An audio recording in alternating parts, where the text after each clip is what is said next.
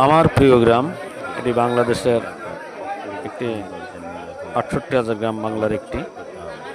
কত সুন্দর করে ধরনী সৃষ্টি করেছেন তার একটি নিদর্শন দেখানো হলো। এটা বাংলাদেশের খুলনা জেলা ফুলতলা থানার একটি অসাধারণ ছায়া সুনিবিড় শান্তির এই গ্রাম। যে গ্রামের আন্তরিকতা, যে গ্রামের থেকে অনেক বহুত জ্ঞানী গুণী লোকের জন্ম, যে গ্রামে, যে এলাকায় রবীন্দ্রনাথ ঠাকুরের শ্বশুরবাড়ি, সেই গ্রামের কিছু আমি তুলে ধরলাম আপনাদের সামনে। ভালো লাগলে আমার চ্যানেলটিকে একটু সাবস্ক্রাইব করে রাখবেন, আপনাদের কাছে অনুরোধ রইল। কত সুন্দর করিয়া ধরনের তুমি সৃষ্টি করেছ। জননে জন্মভূমি তোমারই পবন দিতেছি, জীবন নিঃশ্বাস